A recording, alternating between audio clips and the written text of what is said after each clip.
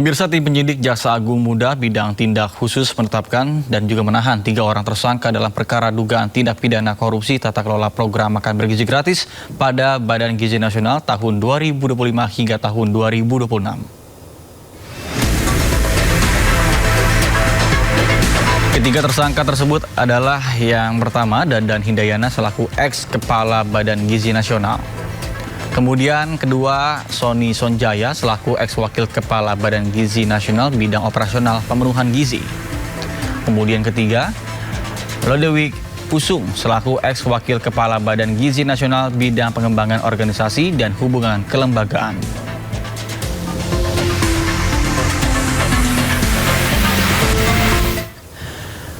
Sebelumnya penyidik Pitsus Kejaksaan Agung melakukan penggeledahan di kantor BGN di wilayah Jakarta Pusat.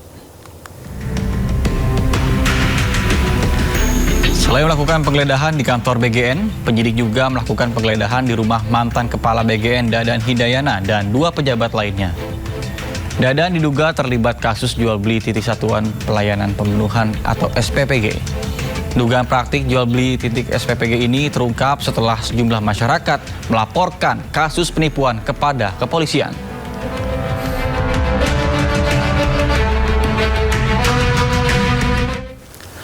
Terkait penetapan tersangka mantan Kepala Badan Gizi Nasional Dadan Hindayana beserta 2 mantan wakil kepala BGN dalam kasus dugaan korupsi tata kelola program MBG, Menteri Hukum Supratman Andi Aktas mengatakan bahwa Presiden Prabowo Subianto telah berkali-kali mengingatkan pada para pejabat untuk tidak melakukan praktik curang.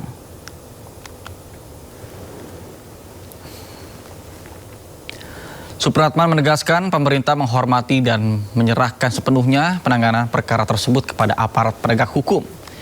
Meski demikian, Supratman mengingatkan bahwa semua pihak agar asas praduga tak bersalah dalam penanganan perkara dugaan korupsi tata kelola MBG tersebut tetap diutamakan. Prinsipnya kan kita negara hukum ya, jadi Presiden sudah berkali-kali mengingatkan jangan melakukan hal-hal yang tidak, dan kita sekarang kan masih proses praduga tak bersalah. Kita serahkan kepada mekanismenya ya, kita serahkan ke APH.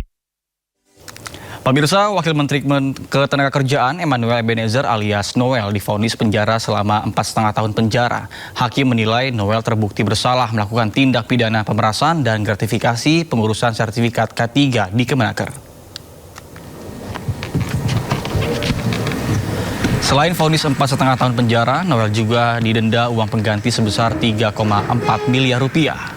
Majelis Hakim Tindak Pidana Korupsi dalam pembacaan vonis menyatakan bahwa terdakwa Noel telah menerima uang dari sejumlah sumber, baik pribadi maupun perusahaan. Sebelum persidangan. Namun demikian, Hakim memberikan keterangan vonis, keringanan setelah tahun dibandingkan dengan tuntutan jaksa karena Noel dinilai telah memberikan kontribusi positif, yaitu memulihkan martabat dan kepastian hukum bagi para pekerja saat Noel menjabat dengan mengeluarkan 2 surat edaran sekaligus. Menjatuhkan pidana kepada terdakwa Immanuel Ebenezer Gerungan. Oleh karena itu, dengan pidana penjara selama 4 tahun dan 6 bulan.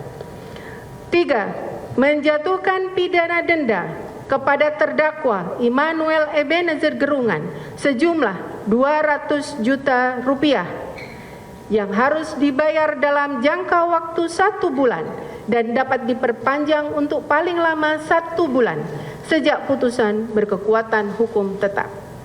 Menetapkan jika pidana denda tidak dibayar dalam jangka waktu yang telah ditentukan, kekayaan atau pendapatan terpidana dapat disita dan dilelang untuk melunasi pidana denda yang tidak dibayar. Dalam hal hasil penyitaan atau pelelangan kekayaan atau pendapatan tidak cukup atau tidak memungkinkan untuk dilaksanakan, pidana denda yang tidak dibayar tersebut diganti dengan pidana penjara selama 90 hari. Menjatuhkan pidana tambahan berupa pembayaran uang pengganti kepada terdakwa sejumlah 3.435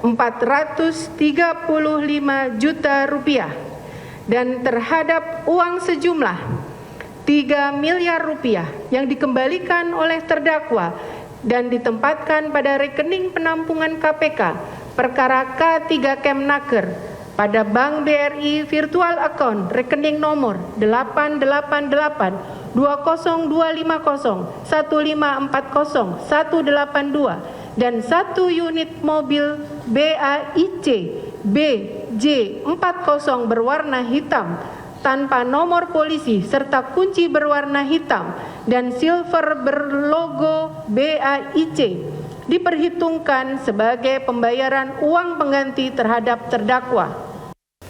Pemirsa, Wakil Menteri Imigrasi dan Permasyarakatan Silmi Karim ditetapkan sebagai tersangka dan langsung ditahan terkait dengan kasus pengurusan izin warga negara asing untuk tinggal di Indonesia. Silmi ditahan beserta 7 pejabat imigrasi lainnya. Tadi apa saja Pak yang pertanyaan apa saja yang disampaikan penyidik Pak? Pak, ada yang mau disampaikan? Ada yang mau disampaikan Pak? Usai diperiksa KPK selama kurang lebih 10 jam, KPK akhirnya menahan Wamen Imipas Silmi Karim dan 7 pejabat imigrasi terkait dengan kasus pengurusan izin WNA tinggal di Indonesia. Selain Silmi, 7 pejabat imigrasi juga tak mau ketinggalan memakai rompi oranye. Di antaranya adalah Safar Muhammad Godam, ex-PLT Dirjen Imigrasi periode 2024-2025, serta Kakanwil Ditjen Imigrasi Jawa Barat, Jaya Saputra, serta beberapa pejabat imigrasi lainnya. KPK mengungkapkan dugaan tindak pidana dilakukan Silmi Karim saat dirinya menjabat sebagai Direktur Jenderal Imigrasi pada Kemenkumham periode 2023-2024. KPK total menetapkan 8 orang tersangka dalam kasus ini, termasuk Silmi Karim.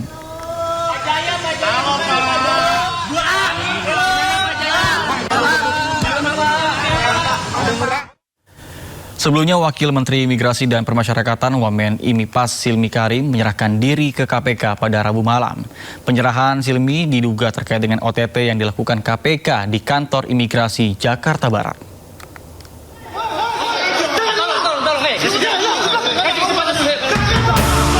Silmi Karim yang sebelumnya sempat dicari KPK terkait penelusuran hasil OTT di kantor imigrasi Jakarta Barat menyerahkan diri ke KPK. Silmi tiba di Gedung Merah Putih pada pukul 22.30 waktu Indonesia Barat dengan sejumlah pengawal. Kericuhan sempat terjadi lantaran sejumlah pengawal yang mengawal Silmi sempat saling dorong dengan sejumlah wartawan yang tengah meliput.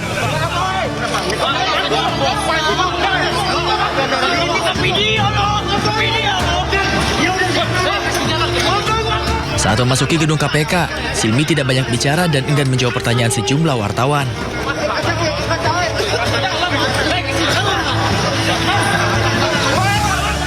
Sementara itu, KPK menjelaskan jika Silmi datang ke KPK setelah sebelumnya sempat dicari oleh KPK.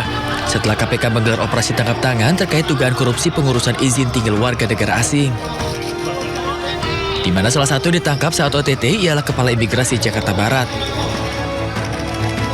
Bahwa dari tadi malam tim melakukan kegiatan di lapangan, yaitu di wilayah Jakarta Barat, dan dalam perkembangannya tim juga saat ini sedang bergerak di lapangan di wilayah Bali dan juga Jawa Barat. Ada belasan orang yang diamankan dalam rangkaian kegiatan peristiwa tertangkap tangan kali ini, dan juga barang bukti yang diamankan ada kendaraan, mobil, motor, dan juga barang bukti dalam bentuk uang tunai, falas, ada USD dan SGD, dan juga ada dalam bentuk logam mulia emas. Peristiwa tertangkap tangan ini berkaitan dengan proses pengurusan warga negara asing untuk bisa tinggal di Indonesia. Ya, kalau kita ketahui, untuk seorang WNA supaya bisa tinggal di Indonesia ada namanya kitab ya, kartu identitas tetap, ada juga yang sementara atau kitas. Nah, dalam proses pengurusan tersebut. Salah satu pihak yang ditangkap ini apakah benar Kepala Imigrasi Jakarta Barat? Salah satunya itu. Adapun dalam operasi tangkap tangan yang dilakukan di kantor imigrasi Jakarta Barat, belasan orang ditangkap termasuk Kepala Imigrasi Jakarta Barat. KPK juga menyita setidaknya 4 unit mobil, 9 motor, dan 7 sepeda terkait kasus ini. Dari Jakarta, Tim Liputan, iNews melaporkan.